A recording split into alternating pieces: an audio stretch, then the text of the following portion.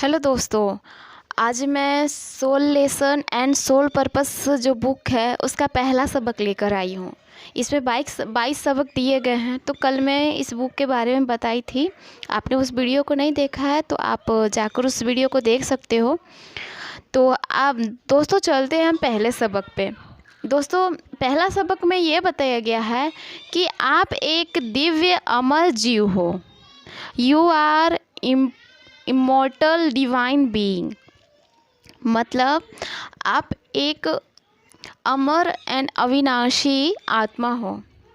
आप बॉडी नहीं, आप एक आत्मा हो। ठीक है, तो आगे चलते हैं दोस्तों इस धरती पर आपको अपनी दिव्यता को पहचानना है। अपनी दिव्यता को पहचानना है मीन्स अपनी जो सोल की जो पावर है उसको पहचानना है। आप एक सोल हो दोस्तों। हम तो बॉडी लेवल पे देखते हैं कि हम बस बॉडी लेवल पे हैं और हम कुछ भी नहीं कर सकते, लेकिन हम वो सब कुछ कर सकते हैं जो हम अपनी लाइफ में चाहते हैं।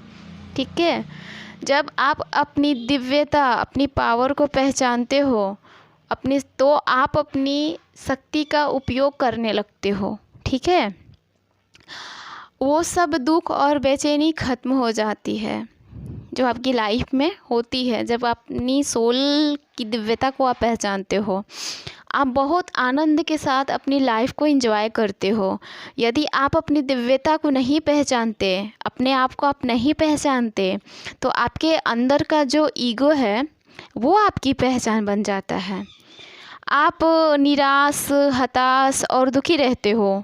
अपने उद्देश्य पर ना चलकर अलग रास्ते पर चलते हो। डर डर कर जीवन को जीते हो और अपनी लाइफ में अपनी आत्मा को व्यक्त नहीं कर पाते। मतलब अपनी लाइफ में अपनी अंतर आत्मा को व्यक्त नहीं कर पाते। जो आपके अंदर जो एक डिविनिटी है उसको आप व्यक्त नहीं कर पाते। आप एक दिव्य और अमर जीव हो। इसका क्या अर्थ है? इसका अर्थ यह है कि आप एक शरीर नहीं हो दोस्तों, आप एक आत्मा हो।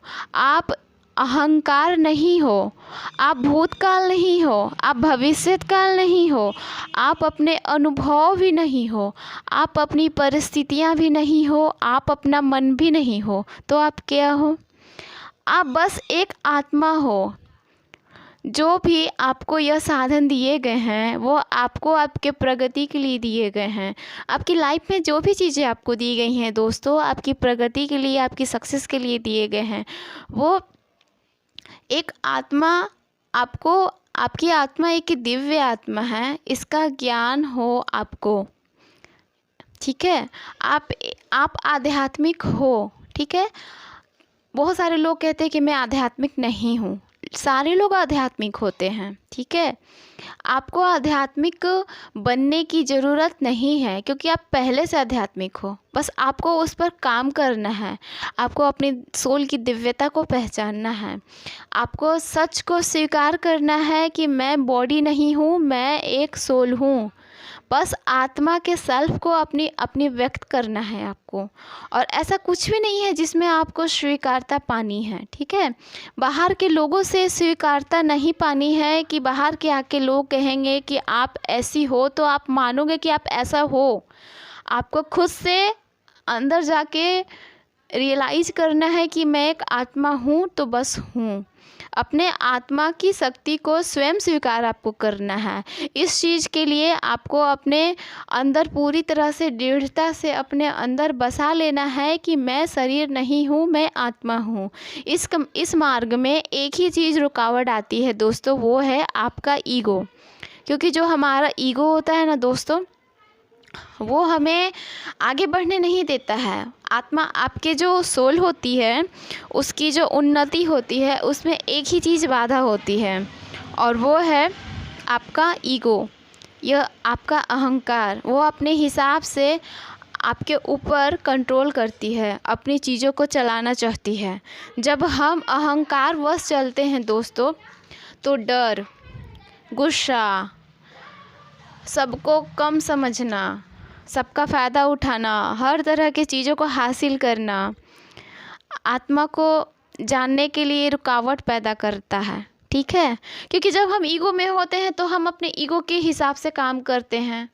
उन सारी चीज़ों को हम समझ नहीं पाते, जो चीज़ें हमें दिखाई नहीं देती है, हम बस उसी चीज़ों पे बिलीव करते जो चीज़ें हमें दिखाई देती हैं। ठीक है दोस्तों, हमें अपने अहंकार से बाहर आने का प्रयास करना चाहिए दोस्तों। लेकिन यहाँ पे लेखिका कहती है, सोनिया जी कहती हैं कि मैं यह नहीं कह रही हूँ कि आप ईगो से छुटकारा पाओ, क्योंकि ये जो संसार रूपी ये जो संसार है, इसको इसमें चलने के लिए हमें ईगो को मतलब कम करना है। मतलब अपना जो ईगो है उसे हेल्दी ईगो बनाना है। जैसे गाड़ी को चलाने के लिए टायर में हवा होती है, उसी तरह से टायर में हवा ना हो तो टायर नहीं चलेगी। अगर ज़्यादा हवा हो तो टायर फट जाएगा, कम होगा तो टायर चलेगा नहीं। तो अहंकार को छोड़ना नहीं है, बस जब तक जिंदा हो तब तक यह आपके साथ रहेगा। कैट एंड डॉग वाला आपके साथ खेल खेलता रहेगा। तो आपको बस जितना गाड़ी को चलाने के लिए हवा चाहिए, बस उतना ही समझो। अपने अहंकार को समझो, उस पर हंसो। जब आपको अपने अंदर से ईगो की आवाज़ सुनाई दे तो आप कहो खुद से कि यह मेरी आवाज़ नहीं है, यह वास्तविक आवाज़ नहीं है, क्योंकि ये मेरी सोल की आवाज़ नहीं है, ये मेरी मन की आवाज़ है, मेरी ईगो की आवाज़ है। यह मेरे डर से निगेटिविटी से उत्पन्न हुई है। मैं इसकी आवाज़ नहीं, अपनी आत्मा की आवाज़ को सुनना चाहता हूँ। आप उसकी आवाज़ को सुनना बंद कर दोगे, ठीक है, तो उसकी आवाज़ आनी कम हो जाएगी। यहाँ पे लेखिका कहती है दोस्तों कि आप अपनी ईगो से रिलेटेड जो भी थॉट्स आपको आते हैं, अगर आप उसको सुनना कम कर दोगे तो आपके फिर अंदर की जो सोल की आवाज़ होगी, आप फिर उसको सुनोगे। ठीक है, तो आवाज़ आनी बंद हो जाएगी। उसके बाद अपनी आत्मा की आवाज़ को आप पहचान पाओगे। और जब आप अपनी अजर अमर सेल्फ को पहचान जाते हो, तब आप सही मायनों में अपनी शक्ति का उपयोग करना सीख जाते हो। जब तक आपके पास कोई इलेक्ट्रॉनिक गैजेट है और आपको उसको यूज करना नहीं आता, तब तक वो गैजेट आपके लिए व्यर्थ है। इसी प्रकार जब तक हम खुद की सेल्फ को, खुद की आत्मा को नहीं जानते, उसे नहीं पहचानते, तब तक हम उसकी शक्ति का उपयोग नहीं कर सकते हैं दोस्तों।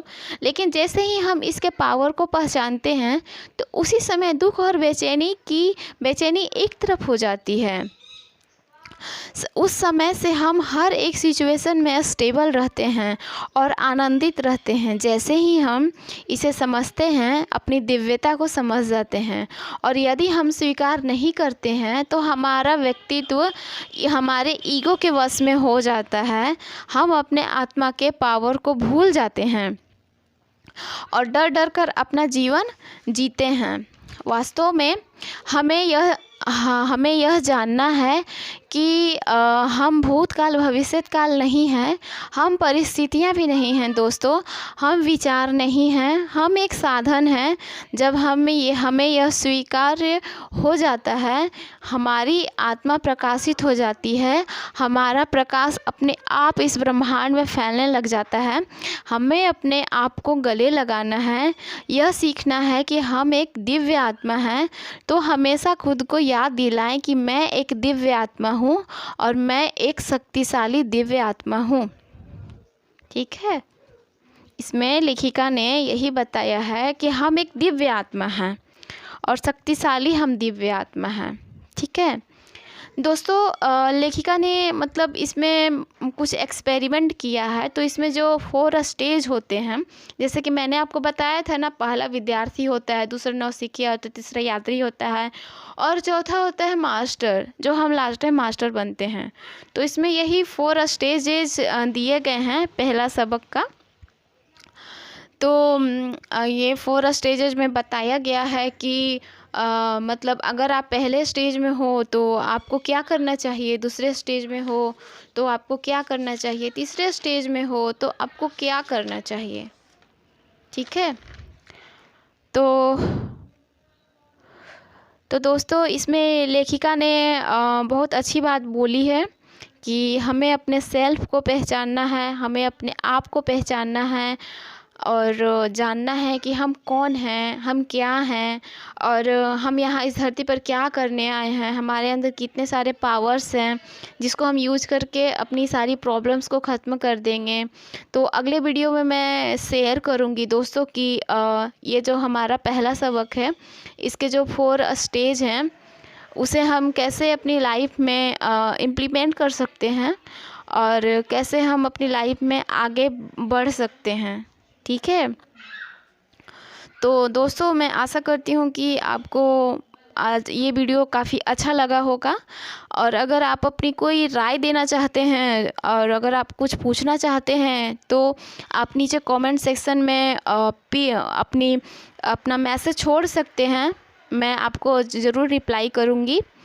और अगर आपको कुछ समझ में नहीं आ रहा है तो आप वो भी पूछ सकते हैं। और अगर आपको किसी और चीज़ पर भी वीडियो चाहिए तो आप वो भी कमेंट सेक्शन में मुझसे शेयर कर सकते हैं, मैं उस टॉपिक पर भी ज़रूर वीडियो बनाऊंगी।